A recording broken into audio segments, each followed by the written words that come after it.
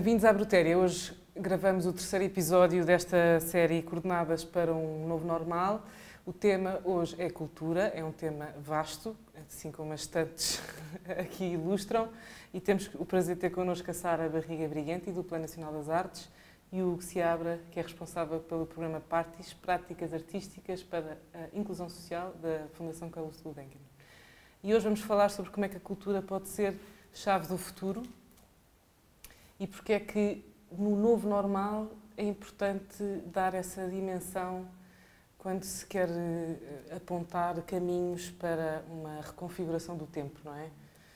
Nós, quando começámos esta série, quisemos pensar sobre aquilo que estes tempos estranhos que acabámos de viver, aquilo que pudemos refletir sobre como é que nós levamos para a frente as áreas da sociedade que precisam de ser refletidas e que tiveram que parar para pensar, não é? E o tema da cultura, estamos na Brutéria, é-nos muito querido, mas principalmente no que toca ao acesso e no que toca a oferecer a quem nos visita aqui na Brutéria, mas também a perceber nas iniciativas que se fazem por este país afora, como é que as pessoas se podem sentir mais convidadas a usufruir dos bens culturais e porque é que isso é importante na formação ao longo da vida também. Pronto. E se calhar começo por dar os parabéns à Sara. O Plano Nacional das Artes fez agora um ano. É verdade, no dia 18 de junho fizemos um ano da nossa apresentação pública. E se calhar fazias um bocadinho o balanço do que é que tem sido este primeiro ano de trabalho. Então, acho que como todos os primeiros anos, é sempre uma grande aventura, acho que posso dizê-lo assim. Foi um ano de confirmação daquilo que nós esperávamos encontrar no terreno, mas acho que também muitíssimo de descoberta. Confirmação de que, de facto, os territórios, nas suas singularidades, estão permeáveis à entrada da cultura e aderiram muito bem a este chamamento, a estas propostas que fizemos. E, por outro lado, a confirmação de que juntos podemos construir uma rede muito coesa de projetos. Então, eu gosto de olhar para este primeiro ano pensando num trabalho subterrâneo, como se fosse um trabalho de uma raiz que percorre o território, ainda não se manifesta de uma maneira exuberante de todo, começam a brotar alguns caules, mas de facto estamos a construir estrutura. E isso era aquilo que tínhamos planeado para este ano. Trabalhar de uma forma menos exteriorizada, mas criando as fundações para um trabalho que queremos que esteja estruturado e concluído em 10 anos. 10 anos? 10 anos, esse então, é o horizonte temporal deste plano. Voltando um bocadinho atrás, de onde é que vem de onde é que vem a ideia do Plano Nacional das Artes? De onde é que surge a necessidade de haver uma estratégia concertada a nível nacional para as artes? Então, de facto, é muito importante percebermos os contextos, não é? O Plano Nacional das Artes é um projeto que já vem preparado até da Secretaria de Estado da Cultura anterior àquela que está vigente, mas ela é, de facto, lançado em 2019, em fevereiro, por resolução do Conselho de Ministros. E radica nesta ideia de que a cultura e a educação devem andar de braço dado para poder, no fundo, estruturar um trabalho que acompanha o cidadão ao longo da sua vida. E nós surgimos com uma missão muito clara, que é esta de promover a transformação social a partir das artes e do conhecimento do património. A fruição, o direito ao acesso à fruição cultural, o direito à promoção da possibilidade de participar também na criação cultural. Estas duas ideias, que estão consagradas na nossa Constituição, são aquelas que norteiam todas as outras ações que viemos então a implementar. Portanto, só sublinhar também que o Ministério da Educação, ainda em 2018, faz sair 2 diplomas legais muito importantes, que são também, no fundo, a estrutura que permite que o Plano Nacional das Artes entre nas escolas. Há um decreto-lei 54 que está relacionado com a educação inclusiva, com esta ideia de que todos temos que ter acesso a uma boa educação, porque a educação pode ser uma forma de elevador social daqueles que estão menos favorecidos. E, por outro lado, também a ideia de que o currículo deve poder alterar-se consoante o território. Ou seja, que as escolas não devem todas ser exatamente iguais, porque cada território tem as suas singularidades, as comunidades têm as suas necessidades e o currículo tem que ser capaz de se adaptar ao território, ao meio e ao quilómetro quadrado, que foi um conceito que eu aprendi e que roubámos ao Partis. Mas só pegar aqui nesta ideia de como é que o ensino artístico pode ser a ferramenta para a mobilidade social, não é? Porque o preconceito é que continua a existir, é que as artes não são um caminho, uma opção profissional, é uma opção profissional precária e vemos que é de risco. Sim, e vimos agora que e vemos que é de grande risco, mas continua a haver argumentos para investir no ensino artístico. Bom, na verdade, o Plano Nacional das Artes não trabalha especificamente o ensino artístico. Aquilo que nós promovemos é que as artes e o património tenham uma vivência na escola para todos os alunos, não só para os alunos que estão a estudar as artes. Porquê? Porque acreditamos que as práticas artísticas e o estímulo da criatividade, a sensibilidade estética, o poder e saber desfrutar da poesia, são tudo ferramentas que nos ajudam a ser cidadãos mais autónomos e mais capacitados para lidar com temas tão presentes como estas questões das crises, das incertezas, deste mundo que está por vir e que nós desconhecemos. Então, aquilo que sabemos é que a educação deve preparar o aluno para a autonomia e deve preparar o aluno para ser capaz de se adaptar aos contextos adversos, inesperados, que o futuro nos vai trazer. E as artes trabalham muito este pensamento criativo, esta capacidade de olhar para um conjunto de dados e, a partir deles, criar uma resposta. Mas também trabalha muito o sentido crítico, que é uma das competências absolutamente chave para lidarmos num mundo em que tantas vezes não sabemos distinguir a realidade da ficção. Então, aqui as artes surgem como um instrumento. Não gosto muito de usar este termo, mas na verdade é uma maneira fácil de vos explicar. As artes são uma forma de capacitar o aluno para se tornar um cidadão mais consciente, mais esclarecido e mais autónomo. Portanto, não é a educação artística, é uma educação transversal para todos. Tem sido a sua experiência a trabalhar com o Partis? Se tem visto que o trabalho com as comunidades artísticas implementada em projetos sociais traz resultados, traz frutos a nível da capacitação de quem possa estar mais excluído?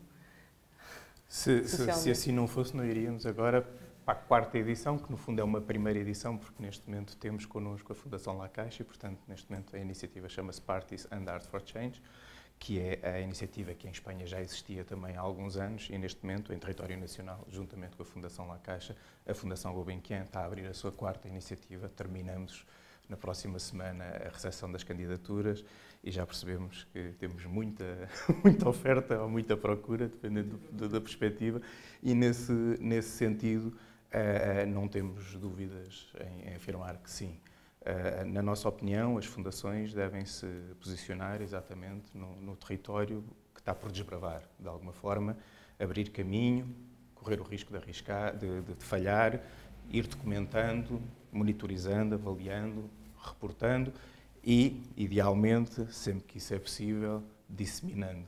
E quando encontramos alguém que pensa na mesma onda de comprimento, por que não percebermos se há pontos de contágio que possam acontecer? Nunca a Fundação Gulbenkian poderia ter uma abrangência que um Plano Nacional das Artes tem. mas que pode contaminar um Plano Nacional das Artes ou outras iniciativas, seja na área das artes, na área da educação, na área da ciência, é essa claramente a missão da Fundação. No caso da Iniciativa Partis, foi em 2013 um bocadinho o caminho que começámos a abrir. Eu queria saber se há exemplos de resultados de comunidades artísticas a trabalhar com comunidades menos privilegiadas, que mostrem que é possível misturar os mundos na construção de uma maior, não é? Se isso é possível mesmo. É assim, eu podia responder-lhe com um projeto que ainda é anterior à Iniciativa Partis, mas que está claramente na sua gênese, que é a Orquestra Geração, que certamente já ouviu falar, e que no fundo é um dos projetos piloto que fizemos antes de 2013 e que nos foi dando a força de acreditarmos que podíamos abrir em formato de concurso. Se calhar podia explicar um bocadinho, para quem não conhece o projeto, o que é exatamente? A Orquestra Geração tem fortes contactos com o que a Sara estava há pouco a partilhar, porque acontece em território escolar e, no fundo, em territórios onde, neste caso, na Amadora, Casal da Boba, na Escola Miguel Torga, onde música clássica era absolutamente impensável na altura, estamos a falar de 2007, 2008, a Escola de Música do Conservatório Nacional, com o apoio da Fundação Carlos Gulbenkian e da Câmara Municipal da Amadora, decidem que, para quem quiser, como a Sara dizia, quer dizer, não vamos obrigar, mas para quem quiser, haveria a disponibilidade do ensino da música clássica com o instrumento a partir do primeiro dia. Portanto, não vamos primeiro aprender a ler a música, o solfejo, não. É um modo completamente diferente, é uma metodologia em que, desde o primeiro dia, é emprestado, e a responsabilização é fortíssima aqui, é emprestado um instrumento ao aluno. O aluno passa a levá-lo para casa para poder praticar, mas em que se começa a mostrar que pode haver uma escola diferente e pode haver um olhar diferente para a escola. A Orquestra Geração, hoje em dia, como dá para fazer contas, portanto já vai com larguíssimos anos de trabalho, começou na Amadora, mas já está em muitíssimos outros municípios, especialmente aqui da área metropolitana de Lisboa, e tem-nos demonstrado com resultados fantásticos e não necessariamente apenas na área artística, portanto, aqui o objetivo era reduzir o absentismo escolar, combater as taxas de abandono, obviamente melhorar idealmente a performance escolar dos alunos. Isso não foi óbvio de imediato, mas hoje em dia não temos a menor dúvida que escolas que antes eram vistas como escolas onde ninguém queria ter os seus filhos, de repente são escolas onde todos querem ter os seus filhos, porque há uma oferta que não existe noutras escolas. E é absolutamente extraordinário a dimensão do processo, do trabalho semanal que é feito com estes jovens e com estas crianças, e também os momentos de apresentação em que nós vemos o nível que se alcança, ao ponto da própria Orquestra Gulbenkian já fazer e já ter feito várias apresentações conjuntas, não apenas na Fundação Gulbenkian, mas fora da Fundação. Este é o projeto das Orquestras Geração. Mas por vezes há uma pergunta que se impõe, que nós estamos aqui a falar, trabalhamos no mesmo setor, portanto são algumas evidências que estamos aqui a descrever para nós. Mas nós vimos pelos últimos meses que há muitas questões aqui que não são evidentes. E que, talvez comparando com outros países, estamos algo atrasados no que toca à sensibilização para as artes e na sua importância para a formação pessoal, não é? Para a formação ao longo da vida.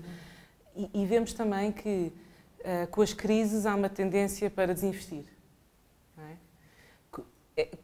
Como é que se consegue continuar a fazer um discurso coerente a favor deste tipo de iniciativas que não caia no meio do ruído? Não é? Nós temos visto muito ruído. Isto é uma pergunta difícil, estamos a pensar em conjunto. Não sei se sabes, Sara, se não se dá uma ideia. Olha, acho que todos temos pensado muito nessa questão, e o que é bom também neste universo das artes e das práticas artísticas é que nós não temos que ter logo uma resposta imediata, nem temos que ter uma resposta certa. E essa forma de lidar com o erro, com a possibilidade de podermos refazer, que é um conceito, por exemplo, muito usado no design, a ideia do protótipo, não é?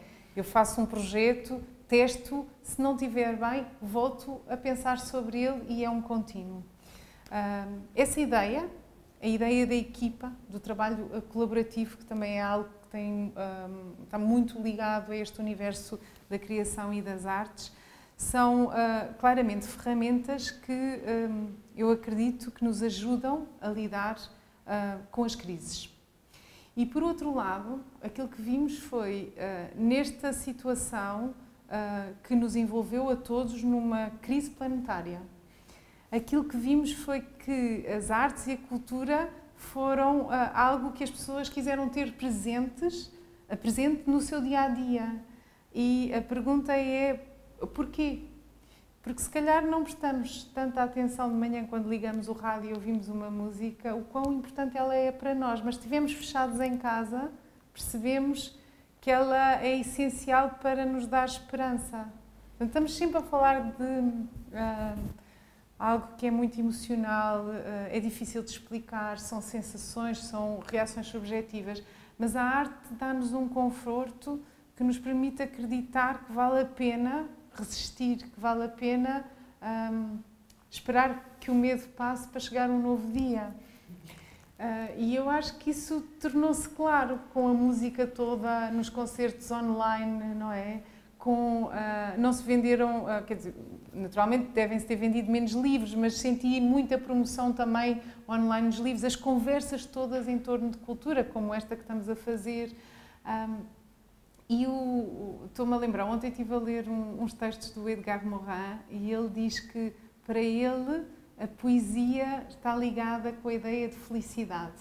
Portanto, ele está a ligar a uma estética, à imaginação, a possibilidade de sermos felizes intrinsecamente. Enquanto que ele diz a prosa é mais o dia-a-dia, a sobrevivência. É isso, a arte dá-nos aquilo que é o brilho da vida, digamos assim. E eu acho que as pessoas, de alguma maneira, foram percebendo esta importância. A pergunta é se vão continuar ligadas dessa maneira, não é? Como é que do seu ponto de vista na Fundação e tendo uma visão da quantidade de projetos que existem, muitas vezes a pedirem financiamento, como é que vê estas oscilações? A Gulbenkian tem um papel muito importante na nossa sociedade, não é? No financiamento deste tipo de projetos, mas não pode ser o único. Sim, mas sentimos que não estamos sozinhos e acreditamos que também estamos muito à frente de como já se esteve. Percebo a questão das oscilações, mas temos sempre que não nos esquecer que o ponto de partida não foi ontem, há pontos de partida muito, muito anteriores. Mas como é que se medem os indicadores?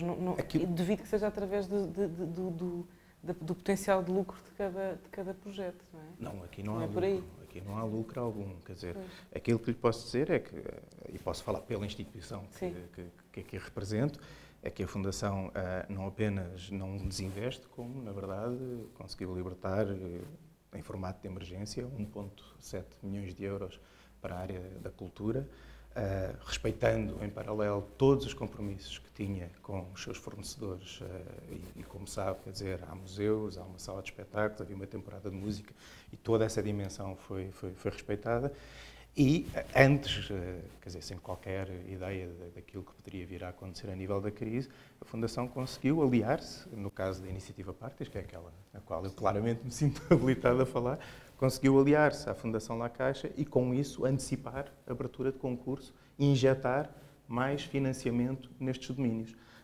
Mas então quais é que são... Ao que é que estão atentos? O que é que privilegiam quando veem os projetos?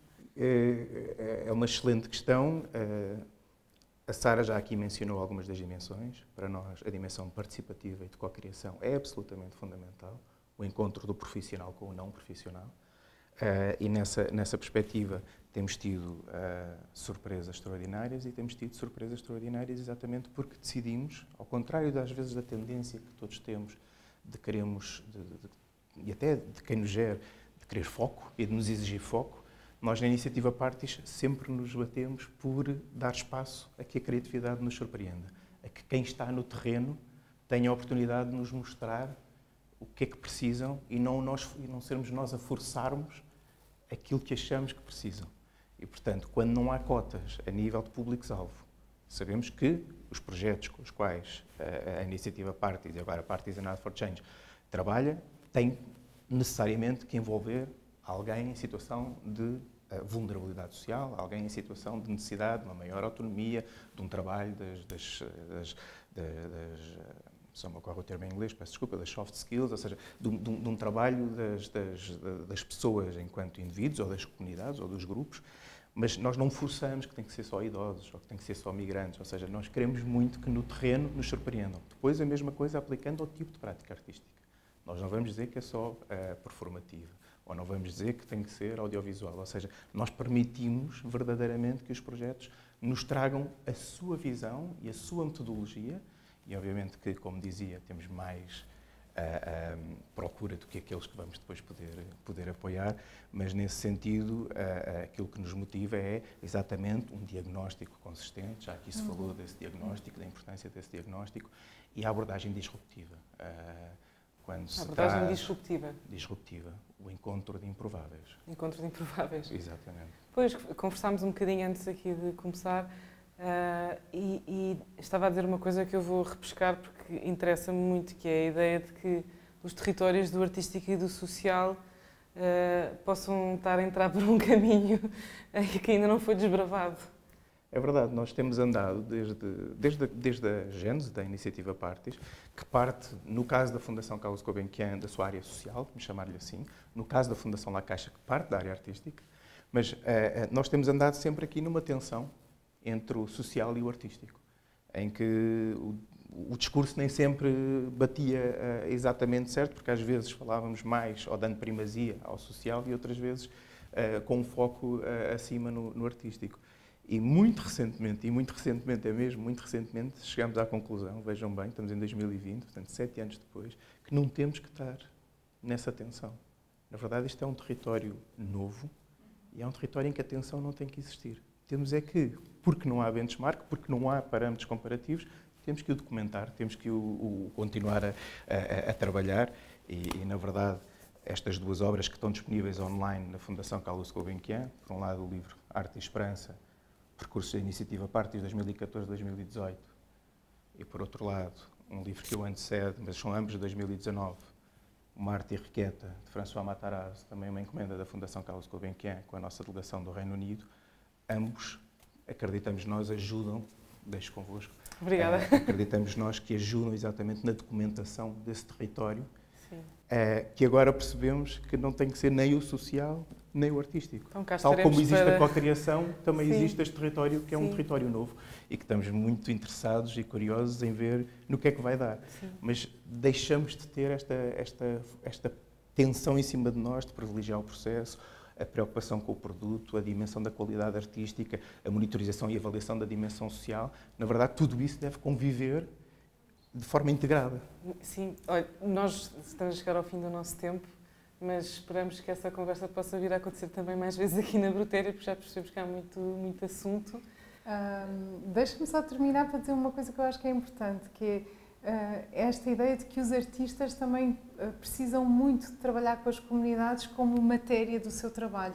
A ideia de que o artista se fecha no ateliê para criar é uma ideia que vem de uma outra época, não é? É uma ideia romântica. A arte contemporânea necessita das vivências, das comunidades e dos territórios também para se concretizar. E, portanto, há aqui uma relação simbiótica muito interessante, não é? Muito bem. Obrigada por terem vindo. Espero que voltem. E nós voltamos para a semana com mais temas para apontar coordenadas para um novo normal aqui na Brutéria.